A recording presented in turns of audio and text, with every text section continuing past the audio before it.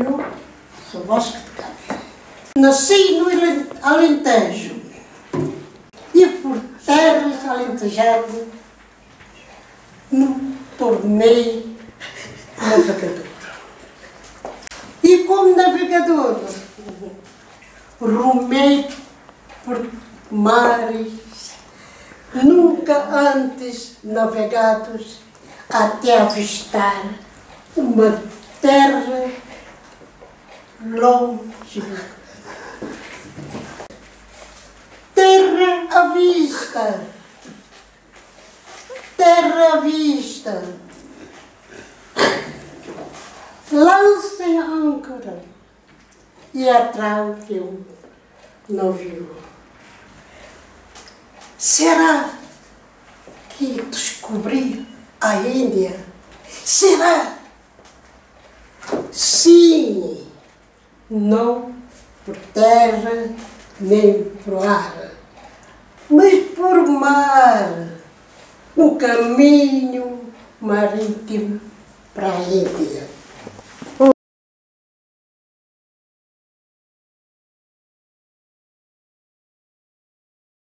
Eu, Florbela Espanca, nasci em Vila Viçosa em 8 de dezembro de 1894.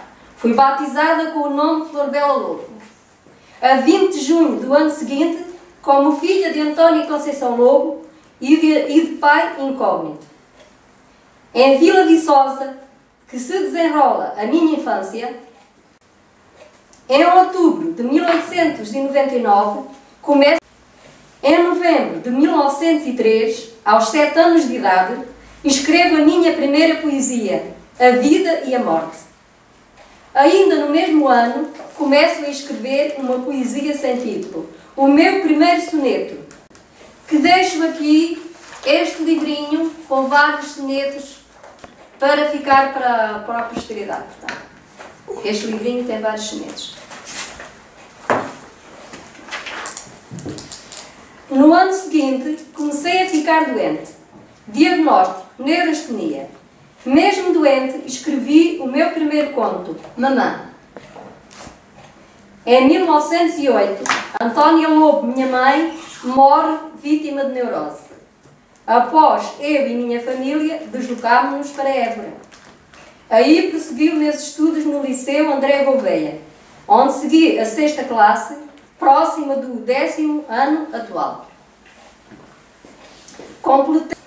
Entretanto, comecei a namorar com Alberto Moutinho e a 8 de dezembro, uma vez emancipada, casei com ele pelo civil aos 19 anos. Comecei a contactar a vida boémia. Em 1919, tive que me mudar para Quelpes, perto de Olhão, onde começo a sentir sintomas mais sérios da minha doença neurose. Pouco depois, o meu casamento desfaz e decidi ir para Lisboa, prosseguir o meu curso, separei-me do meu marido, passei a conhecer a rejeição da sociedade. Em 1921, casei-me novamente, segundo casamento, com António Guimarães. Em 1925, em Esmoriz, casei-me pela 3ª vez com Mário Lage, pelo civil e depois pela igreja. Entretanto, vou traduzindo romances franceses para a livraria Civilização do Porto. A relação com o meu marido desgastava-se progressivamente. A minha doença agravava-se bastante. É neste período que tentei o suicídio. A 8 de dezembro, dia do meu nascimento, do meu primeiro casamento, suicidei-me com 2 horas, cerca das 2 horas, com 2 frascos de Veronal.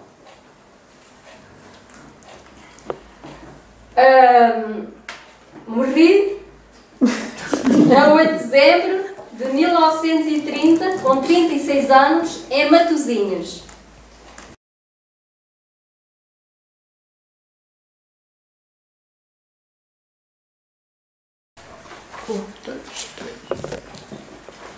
Ora, boa tarde. Antes da minha apresentação, problemas da idade, desculpa.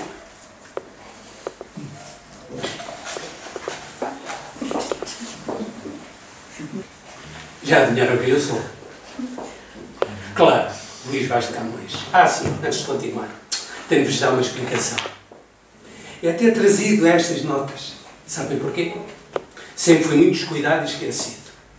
Bem, então, vou continuar. Nasci em Lisboa. Embora outras cidades reivindiquem a honra do meu berço, Coimbra, Santarém e Alenquer, decorria o ano de 1524. Meu bisavô, Vasco Pires de Camões, que tinha a sua ancestral casa na Galiza, perto do Cabo Finisterra, era um fidalgo, trovador e guerreiro galego que se mudou para Portugal em 1370, ingressando no mosteiro de Santa Maria dos Agostinhos, prestigiada escola para os filhos de muitos fidalgos. Meu pai casou-se com Dona Ana de Macedo, minha fidalga mãe, oriunda de Santarém. Como já disse, nasci em Lisboa no ano de 1524. Tinha 3 anos, meus pais tiveram de se mudar para Coimbra, acompanhando a corte e fugindo da peste. A minha infância foi muito simples e eu pouco me lembro dela. Por volta dos 12 ou 13 anos, meu tio Bento me encaminhou para estudar em Coimbra. Sei que fui muito indisciplinado, isso sei, mas ávido e com vontade, toda a vontade que existia do mundo para aprender. Os meus gostos foram História, Cosmografia e Literatura Clássica e Moderna. Apesar de estar em Coimbra, meu nome não consta na universidade. Aos 20 anos vim para Lisboa. A minha família, embora muito pobre, era fidalga. E eu, assim, consegui estabelecer contacto com a corte e governava nessa altura o rei Dom João III. Assim, comecei a escrever poesia. Mais ainda, fui preceptor do filho do conde de Linhares, Dom António de Noronha. Fui boémio. Tive uma paixoneta pela Dona Maria, pela infanta Dona Maria, irmã do Dom João III. Isso, sabe o que aconteceu? Custou-me ir parar à cadeia. Alistei-me com soldado em Ceuta, perdi um olho na batalha do Estreito de Gibraltar e regressei a Lisboa. Em março de 1553, embarquei na nau de São Bento, na frota de Fernando Alves Cabral. Enfrentei uma madonha tempestade no Cabo da Boa Esperança. Já tinha começado a escrever os Lusíadas. Fui preso pelos meus escritos, ordenações e manuelinas. Estive na prisão até 1561. Fui para Macau como provedor, acreditem, dos defuntos e ausentes. Acabei de escrever os Lusíadas numa gruta, que depois deram o meu nome. Quando voltava à Goa, naufraguei junto da foz do rio Mekong. Nesse naufrágio, só se salvaram eu e os Lusíadas. Decorria o ano de 1570, no dia 7 de abril. Destas aventuras todas, finalizei os Lusíadas, apresentei-os ao rei Dom Sebastião, que determinou que o meu trabalho fosse publicado em 1572. Passei-me a receber uma pensão que se chamou Luís Camões Cavaleiro, fidalgo da minha casa. O valor era de 15.000 reais anuais. Não era muito nem pouco, visto as damas de honra do passo receberem cerca de 10.000 reis, também por ano. Como o pagamento era irregular, comecei a ter dificuldades e adoeci. Passei os últimos dias num catre perto da igreja de Santa Ana. Fui para o hospital e em 1580 finei. Fui enterrado numa campa rasa da igreja de Santa Clara. Depois do terremoto de 1755, foram feitas diligências para encontrar a minha ossada. Tudo em vão. A ossada que foi depositada no mosteiro dos Jerónimos, em 1880, é da certeza de alguém que não eu. E assim, vos vou ler um pequeno trecho do primeiro canto do meu ilustríssimo livro. As armas e os balões assinalados que da ocidental praia lusitana, por mar nunca antes navegados, passaram ainda além da Taprobana, em perigos e guerras esforçados. Mais do que prometia a força humana, entre gente remota edificaram, novo reino que tanto sublimaram.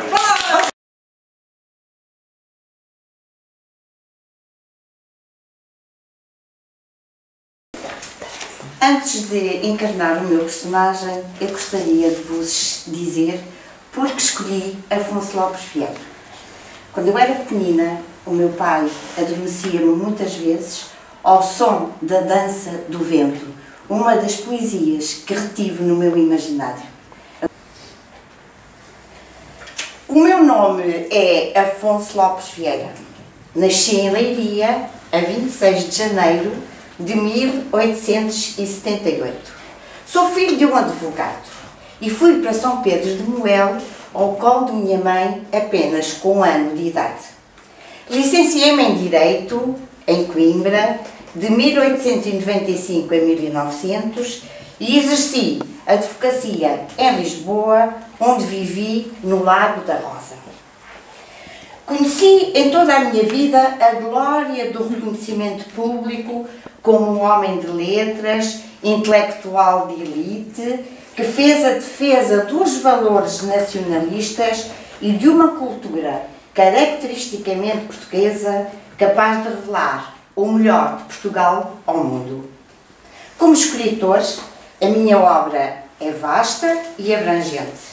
Escrevi poesia e prosa. Entre a experiência narrativa e os ensaios, fiz traduções, adaptações e restituições de obras fundamentais da e para a cultura literária portuguesa. Nos meus anos derradeiros, dediquei-me com maior visibilidade a coisas da minha terra. A conferência Passeio nas Minhas Terras, pronunciada em 1940, na qualidade de primeiro presidente da Assembleia Geral da Casa do Distrito de Leiria, cargo que ocupei de 1938 até ao fim dos meus dias, é um verdadeiro hino de louvor, gratidão e amor à região em que nasci e onde adquiri grande parte da minha maturidade literária e de ativista de valores nacionais. Como prosadores, os títulos das minhas obras são por si esclarecedores do interesse que sempre demonstrei pelos assuntos nacionais.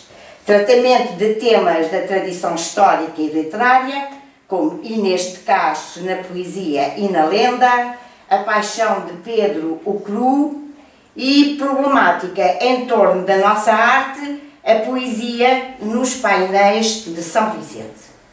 Contribuí para o fortalecimento do património literário e cultural do nosso país ao promover o gosto pelo teatro vicentino, adaptando algumas peças, nomeadamente o Monólogo do Vaqueiro e o Alto da Barca do Inferno, e promovi diferentes conferências numa campanha vicentina. A minha sensibilidade poética germinou, amadureceu e envelheceu à sombra do tutelar Pinhal de Leiria. A minha raiz de delicado e interveniente homem da cultura do tempo não podia esquecer Leiria, a cidade onde nasci e à qual voltei sempre com a regularidade de um amante convicto, assim como a Cortes, aldeia onde a minha formação se iniciou. Irei recitar-vos das minhas canções do vento e do sol o poema intitulado A Dança do Vento. O vento é bom bailador, baila, baila e assobia, baila, baila e rodopia e tudo baila em redor.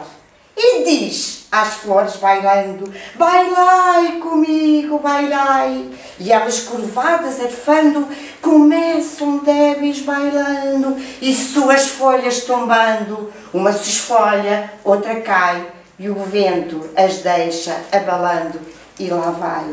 O vento é bom bailador, baila, baila e assobia, baila, baila e rodopia e tudo baila em redor.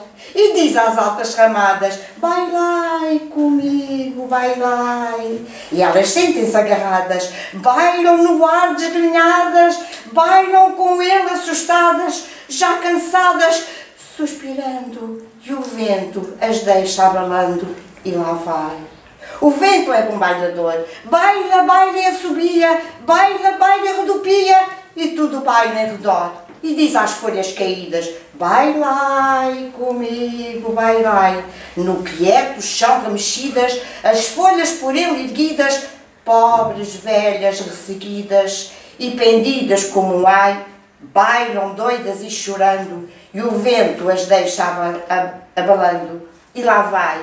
O vento é bom bailador, baila, baila e assobia, baila, baila e rodopia, e tudo baila em redor. E diz às ondas que rolam, bailai comigo, bailai. E as ondas no ar se empolam, em seus braços nus o enrolam e batalham. Os seus cabelos se espalham, nas mãos do vento flutuando, os ventos as deixa abalando, e lá vai. O vento é bom bailador, baila, baila e assobia, baila, baila e rodopia, e tudo baila em redor.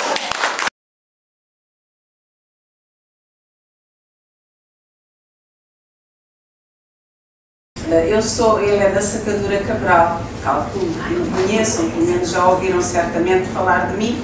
Sou licenciada em Economia e, modéstia à parte, obtive o prémio para melhor aluno do Instituto Superior de Ciências Económicas e Financeiras. Desempenhei lugares de chefia na administração pública, tendo sido, vejam bem, a primeira mulher a ser admitida nos quadros técnicos do Banco de Portugal. Além de colunista de diversos jornais e revistas, mantenho colaboração regular em televisão. Calculo que já tenham visto, provavelmente, alguns programas onde eu costumo aparecer. Sou autora de uma dezena e meia de livros e tenho também participação cívica com a atualização dos meus 4 blogs. Tenho 4 blogs que também podem ser consultados.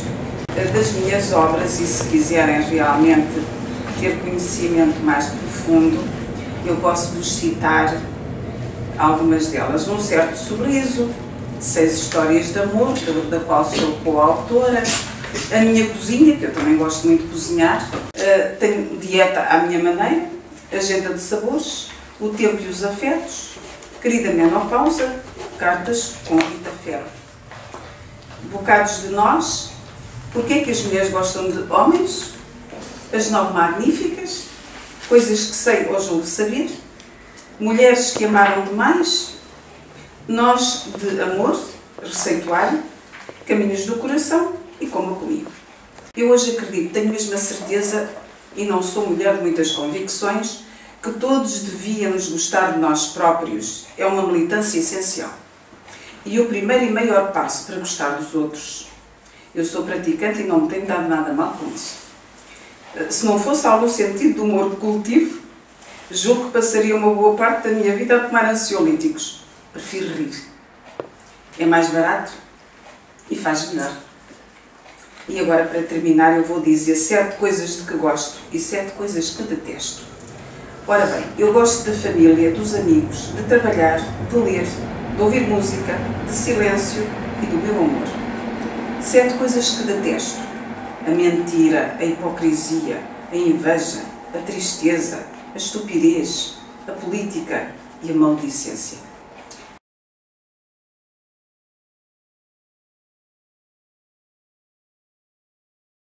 Nasci em Vila do Conde em 17 de setembro de 1901. Vivi grande parte da minha vida em Porto Alegre.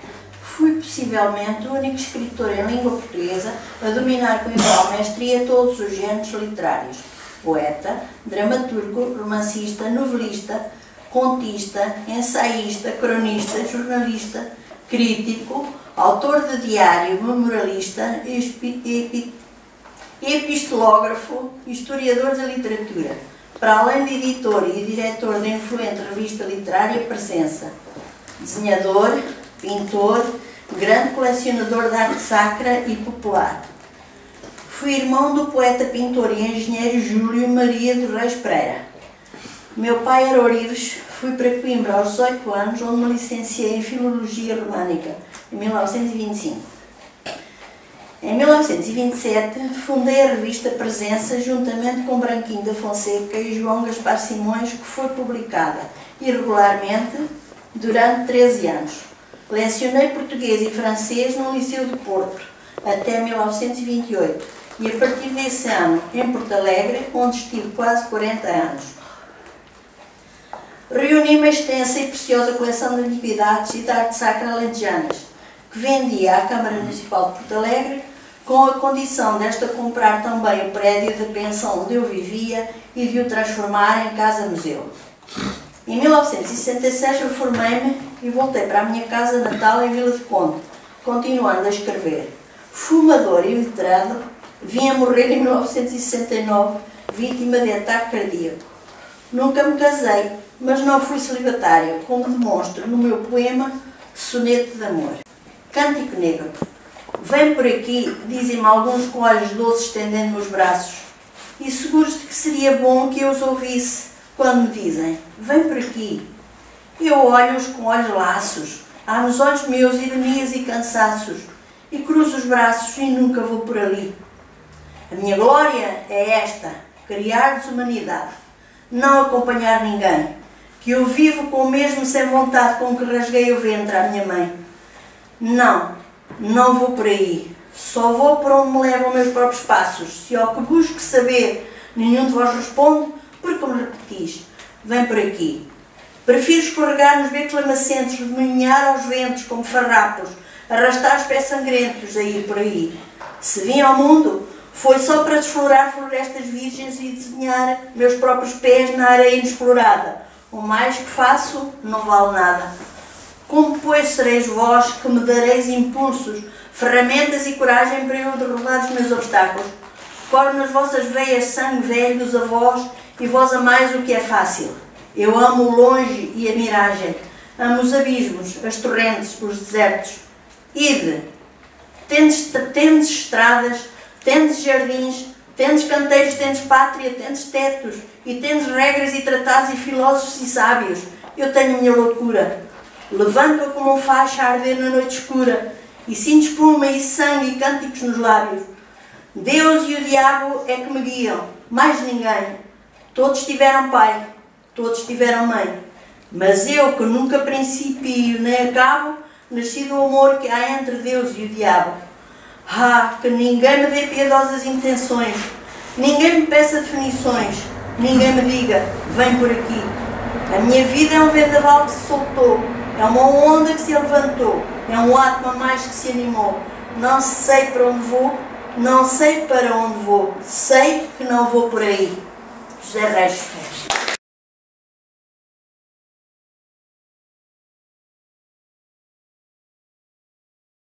O meu nome é José Saramago. Nasci na aldeia da Azinhaga, concelho de Agolegã, a 16 de novembro de 1922, embora nos registros oficiais conste que foi no dia 18. Filho e neto de camponeses sem terra, vim com os meus pais para Lisboa com apenas 2 anos de idade. Meu avô Jerónimo, que não sabia ler nem escrever, foi o homem mais sábio que conheci nas várias vezes que visitei a aldeia durante as minhas férias escolares. Fiz em Lisboa os meus estudos primário, inicial e técnico, estudos que não prossegui por dificuldades financeiras. O meu primeiro emprego foi numa serralharia mecânica. Depois disso fui desenhador, funcionário de saúde no Hospital de São José, tradutor, colaborador de um suplemento literário no Jornal Diário de Lisboa, diretor literário de produção numa empresa editora e, mais tarde, até 1975, diretor adjunto no Diário de Notícias. A partir de 1976, dediquei-me exclusivamente à profissão de escritor. No entanto, o meu primeiro livro, Terra do Pecado, foi escrito aos 25 anos, isto é, em 1947. Só voltei a publicar em 1966 com o título Os Poemas Possíveis e mais tarde, já em 1970, provavelmente Alegria, igualmente de poesia. Também escrevi A Noite para teatro em 1979. Em 1980, o que farei deste livro? Uma dúvida do Luís de Camões em relação aos Lusíadas. A segunda vida de Francisco de Assis e In Nomine Dei, em 1993. Este último referindo as lutas travadas em meados do século XVI entre católicos e luteranos, ambos em nome de Deus. Fui também, durante 2 anos, membro da primeira direção da então criada Associação Portuguesa de Escritores. Casei com Pilar del Rio em 1988 e em fevereiro de 1993 passei a dividir a minha residência entre Lisboa e Lanzarote, nas Ilhas Canárias, onde escrevi uma espécie de diário a que dei o nome de Cadernos de Lanzarote.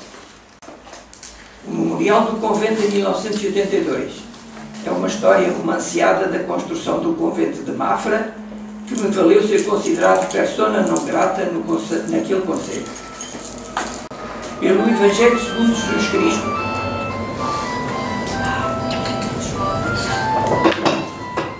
houve quem me acusasse de não saber escrever, de não pôr vírgulas nem pontos finais e de começar parágrafos com letra minúscula. Mas isto só aconteceu em 1 ou 2 livros, dos muitos que escrevi, onde tentei, um estilo experimental, levar os meus leitores a colaborar, deixando-lhes a seu gosto as paragens e entoações que entendessem, não os sujeitando às exigências do autor.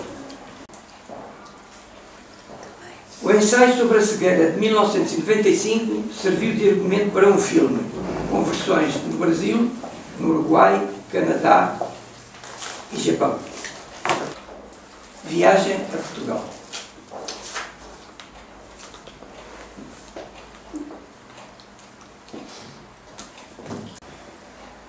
Em 1998 foi-me concedido o Prémio Nobel da Literatura.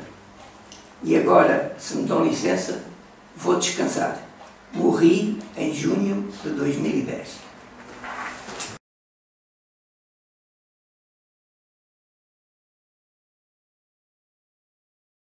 Eu sou o Pedro Homem de Mel. Nasci numa família fidalga, no Porto, a 6 de setembro de 1904. O meu pai era António de Mel de Macedo, irmão do primeiro conde de Águeda. Minha mãe era Maria do Pilar da Cunha Pimental, Alma de Vasconcelos. Fui educado muito cedo nos ideais monárquicos, católicos e conservadores. Mas eu estive sempre mais convicto e amigo dos ideais proclamados pelo povo. Daí a poesia ser mais vinculada a isso mesmo, ao povo. E apesar do meu pai fazer parte do círculo íntimo do professor, do poeta António Nobre. Estudei Direito na Universidade de Coimbra, mas foi na Universidade de Lisboa que acabei o meu curso em 1926. Exerci advocacia e fui subrogado procurador da República e ainda lecionei português, mas o meu ideal era mesmo estudar e divulgar o folclore português. Fui criador e patrocinador de arranjos folclóricos miúdos, autor e apresentador de um programa de televisão dos anos 60 e 70. Deixo como marca alguns poemas que hoje são cantados por vozes que bastante conhecem, e entre eles temos o Rapaz da Camisola Verde, Havemos de ir a Viana e O Povo Clavas Morreu.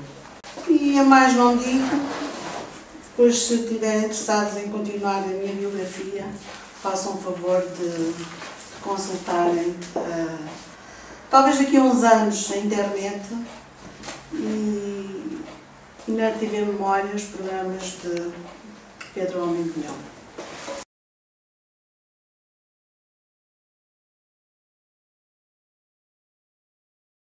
O meu nome é Adolfo Correia da Rocha. Nasci em 1907 numa aldeia de Concelho de Sabrosa chamada São Martim de Anta, Vila Real, por tal sou transmontana. Lá cresci, lá me fiz homem, lá estudei e formei-me em medicina. Sou médico de profissão. No entanto, havia algo em mim que me fazia dedicar à escrita. E quando escrevo, sinto-me muito feliz. Porém, meu nome não ficava bem como escritor. E então resolvi adotar um pseudónimo, Miguel Torga. É assim que assino as minhas obras. Este apelido tem tudo a ver comigo, pois Torga é o nome de uma planta que nasce espontânea pelo nosso país. Chamamos-lhe vulgarmente urze e das suas raízes se faz carvão. As minhas obras baseiam-se nessas raízes rurais, das quais muito me orgulho. Muito escrevi, dirigi revistas do Sinal, em colaboração com um bom amigo, igualmente escritor, de seu nome, Branquinho da Fonseca. A minha posição foi isolada, pois pus-me à margem de movimentos. Dediquei-me aos meus poemas, contos, romances e até escrevi umas peças de teatro. Vou-lhes dizer o nome de algumas obras: Ansiedade, Rampa, Orfeu Rebelde, Pão Ázimo, A Criação do Mundo, Bichos, Novos Contos da Montanha, Vindima, Pedras Labradas e muitos mais. E vou continuar a satisfazer esta minha paixão enquanto viver. De um dos meus livros, o Diário de 1968, vou-lhes ler um poema. Meu canto, bafo da terra, não para, não tem sossego, nestes campos do Mondego, nas searas de trás os montes, cada vez quer mais pureza e largueza de horizontes. Cada vez vem de mais fundo e quer chegar mais além. Cada vez quer mais alguém, e ao ouvi-lo, e ao repeti-lo, e ao enriquecê-lo também, cada vez desejo ter mais força de inspiração, mais poder de encantação, mais livre sinceridade, e ser nessa liberdade hálito de comunhão do mundo, da humanidade.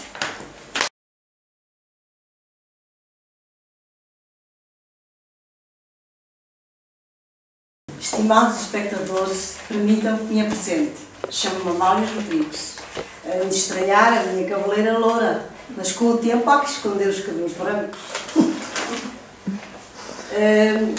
Eu chamo-me Amália da Piedade Rodrigues e o meu apelido é Rainha do Fado.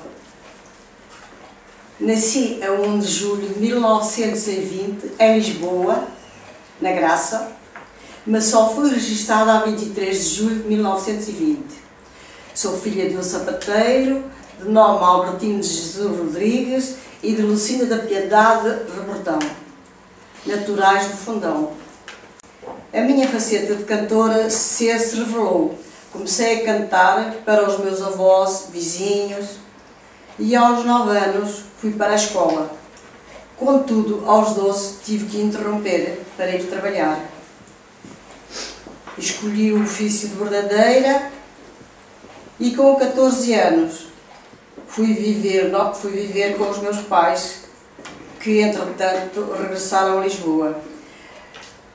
Aí tive que trabalhar como bordadeira, engomadeira, tarefeira, e aos 15 anos fui vender fruta para a zona do Cais da Rocha. E aí fui notada pelo timbre da minha voz. A partir daí todos vocês conhecem a minha vida. Cantei nos melhores palcos do mundo, fui conhecida mundialmente, fui atriz de teatro, de cinema, mais não digo.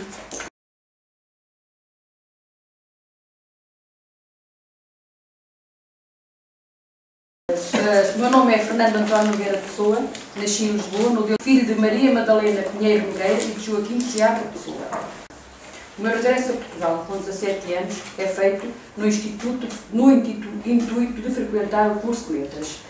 Vivi primeiro com uma tia na Rua de São Bento e depois com uma avó paterna na Rua da Bela Vista, à Lapa. Mas com o fracasso do curso, frequentei poucos meses.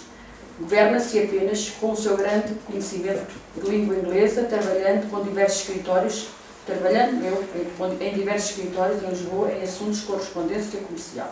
Fiquei sobretudo conhecido como grande cruzador do modernismo ou futurismo em Portugal, expressando tanto com o meu próprio nome como através dos meus heterónimos. Entre eles ficaram famosos três: Alberto Queiro, Álvaro de Campos e Ricardo Reis, sendo que as minhas participações literárias se espalhavam por inúmeras publicações, das quais me destaco Atena, Presença, Orfeu, Centauro, Portugal, Futurista, Contemporânea, Isílio e a Águia, Gláquia. Estas colaborações eram tanto em prosa como em verso. Tive uma paixão, confesso, Ofélia Queiroz, com a qual mantive uma relação muitas das vezes distante, se bem que intensa, mas foi talvez a Ofélia a única a conhecer-me o lado menos introspectivo e melancólico. Os meus últimos anos são vividos em angústia. Os meus projetos intelectuais não se realizam plenamente, nem sequer parcialmente. Talvez os meus objetivos fossem à partida demasiado elevados. Certo é que esta falta de resultados concretos me deita a um desespero de cada vez mais profundo. Fui um profeta que esperava a realização da minha profecia, mas que morri sem ver sequer o princípio da sua realização. Eu, Fernando Pessoa, morro a 30 de novembro de 1935 de uma grave crise hepática induzida por anos de consumo de álcool. No Hospital de São Luís, numa pequena profissão funerária, levei o meu corpo enterrado no cemitério dos Prazeres. Em 1985, por ocasião do cinquentenário da minha morte, os meus restos mortais foram trasladados para o Mosteiro de Jerónimos em Belém. Em vida apenas publiquei um livro em português. O poema é épico, mensagem, deixando um vasto espólio que ainda hoje não foi completamente analisado e publicado. Chove. É dia de Natal. Lá para o norte é melhor. Há neve que faz mal. E o frio, que ainda é pior. E toda a gente é contente, porque é dia de o ficar. Chove no Natal presente, antes disso que nevar. Pois apesar de ser esse o Natal da Convenção, quando o corpo me arrefece, tenho o frio e o Natal não. Deixo sentir a quem quadra. É o Natal a quem o fez. Pois se escrevo ainda outra quadra, fico gelado dos pés.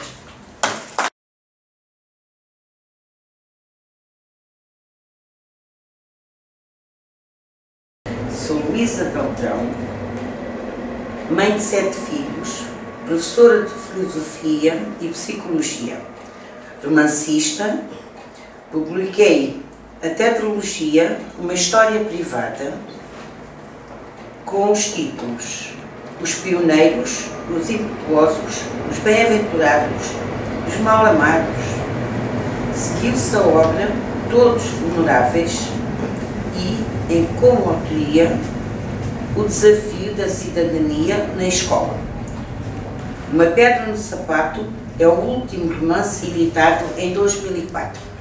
E agora, se me permitirem, vou dizer a poesia de Luísa Beltrão. É à noite que vens estranha figura, com teus passos doces e inquietantes, em hábeis caminhos extenuantes, a arrastar-me indefesa na loucura. Então há labaredas que me comem, e vem o sonho, prenhe de ilusões, e a minha alma treme em convulsões, em prazeres loucos que não há no homem. E há um desencontro de sensações, e há danças fulgurantes de clarões, e há momentos místicos de euforia. Tenho medo da noite e de mim, sou um ser sem começo nem fim, quando tu me possuis, ó poesia.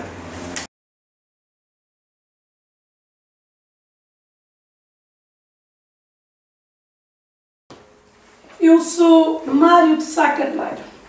Sou um jovem elegante, bonito, culto, não muito culto, que era preguiçoso, mas mais ou menos.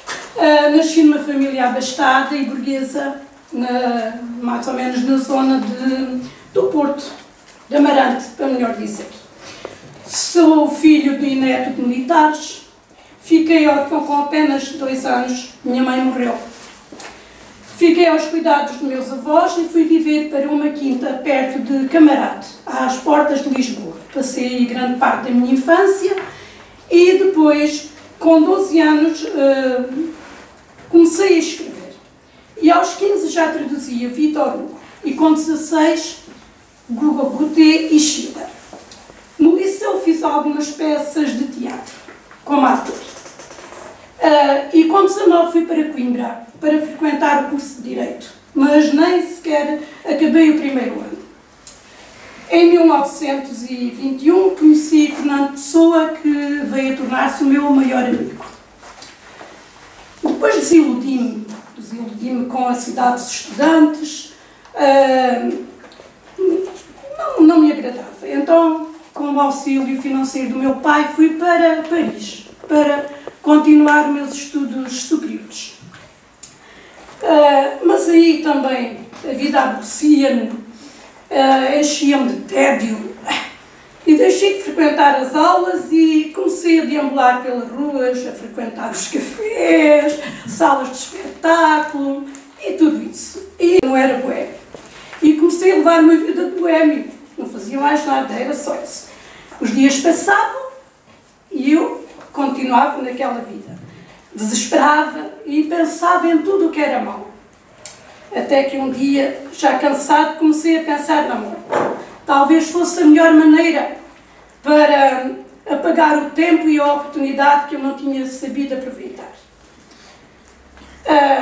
E depois, naquele maldito dia, em março, maldito dia, março é um mês muito triste. É uma transição do inverno para a primavera, é um mês mau. Então comecei a pensar, se morrer, acaba-se tudo. É o melhor que eu faço. E assim fiz. Naquele maldito dia tinha apenas 25 anos. Na flor da idade, matei-me. Suicidei-me, melhor dizendo. Mas enfim, deixo-vos alguns poemas para todos vós, para que não se esqueçam de mim. E também alguns livros de ficção, tais como a Confissão de Lúcio e O Céu é Fogo. E peço que se lembrem sempre de Mário de Sá Carneiro, um jovem que não soube aproveitar a vida.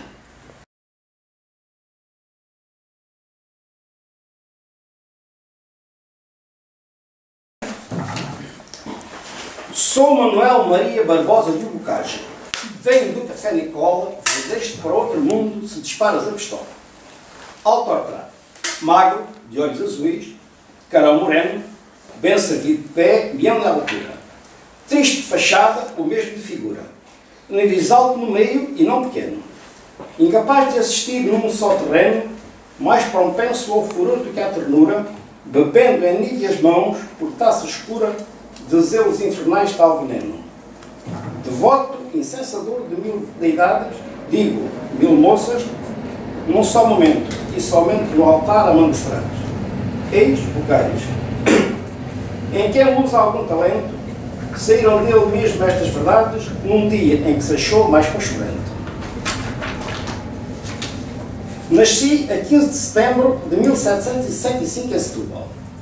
Tive 5 irmãos, sou filho de José Luís Soares de Barbosa e de Mariana Joaquim Xavier de Ledois Lustoff de Bocage. Meu pai era juiz de fora. Por intrigas políticas foi preso quando era ouvidor em Beja. Tinha eu 6 anos. Minha mãe morreu, tinha eu 10. Aos 16 voluntariei no exército em Setúbal. Aos 18 fui admitido na Escola de Marinha Real, de onde desertei. Mesmo tendo desertado, fui nomeado guarda de marinha pela Rainha Dona Maria I. Em 1786, embarquei como oficial de marinha para a Índia, com passagem pelo Brasil, onde quis ficar, mas o rei obrigou-me a seguir viagem. Cheguei à Índia a 28 de outubro de 1786. Em Panjim frequentei a escola e fui colocado em Andamão, como oficial de marinha, de onde desertei em 1789. Embarquei para Macau. Preso pela Inquisição, dediquei-me a traduzir autores franceses. Em 1790, aderi à Academia de Belas Artes, tendo o pseudónimo de Elmano Sabino. E foi nesta década que mais escrevi. Morte de Dona Inês, Virtude Laureada, Improvisos de Bocage, etc. Em 1797, por ordem do intendente Pina Manique, fui preso por desordenado nos costumes. Fui para o Limoeiro, daí para os calabouços da Inquisição no Rocio, até 1798. Depois fui para o Real Hospício das Necessidades, também passei pelo Convento dos Beneditinos. Tendo adquirido hábitos de trabalho, fui libertado no último dia de 1798. De 1799 a 1801, vivi em Lisboa, no Bairro Alto, em casa alugada, na que é hoje Travessa André Valente, número 25. E trabalhei com Frei Mariano da Conceição Veloso. Morri por aneurisma em dezembro de 1805. Hoje tenho em Setúbal uma estátua em mármore branco, com 2 metros de altura, onde estou com uma capa nos ombros, um papel nas mãos e uma pena, sobre uma coluna oitavada de 11 metros de altura.